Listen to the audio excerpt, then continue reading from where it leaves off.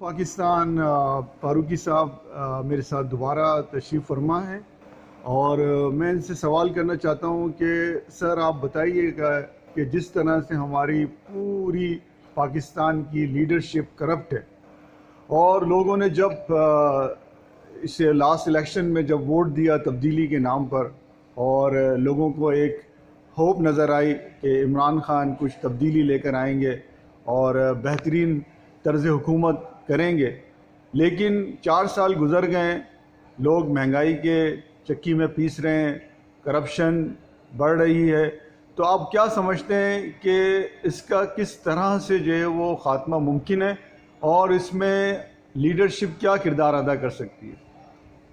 چلیں، آپ کا سوال ختم ہو گیا؟ جی جی، میں آپ کا سوال سمجھ گیا ہوں طاہر صاحب، طاہر فاروقی۔ میں آپ کو یہ بتانا چاہوں گا کہ ملک کی سیاست میں جو اس وقت پارٹیز ہیں اور جو لوگ حکومت میں ہیں، جو اپوزیشن میں ہیں، ان کا مزاج ایک دوسرے سے اتنا ملتا ہے اور نہیں بھی ملتا کہ یہ اس ملک کے لیے کوالیفائڈ کینڈیڈیٹس نہیں کہلا سکتے۔ اس کی وجہ یہ ہے کہ بھائی آپ نے جو مائنڈ سیٹ اس ملک میں بنایا ہے اس کا مطلب صرف اور صرف یہ ہے کہ آپ نے شکست خوردہ رہنا ہے اور آپ جو بولتے ہیں اس پر عمل نہیں کرتے۔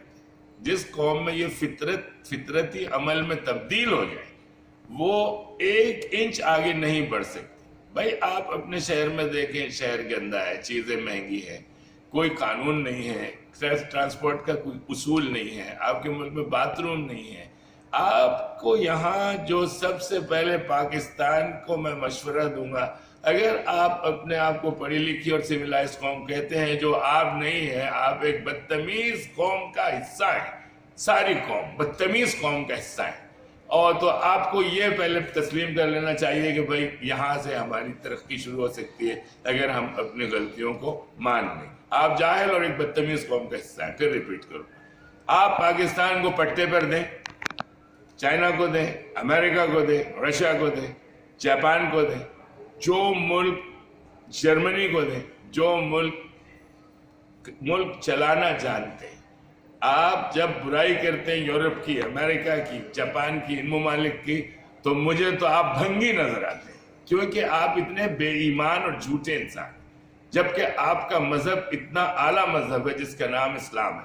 اسلام نے آپ کو جھوٹ بولنا سکھایا ہے، اسلام نے آپ کو منافقت سکھائی ہے۔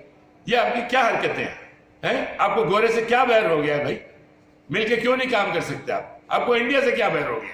کیوں مل کے کام نہیں کرتے؟ پڑوسی آپ کا کوئی خیال کریں یار، آپ کو نئے لوگ چاہیے، پٹے پہ دیں پاکستان کو، آپ نہیں چلا سکتے اس کو۔ شکریہ۔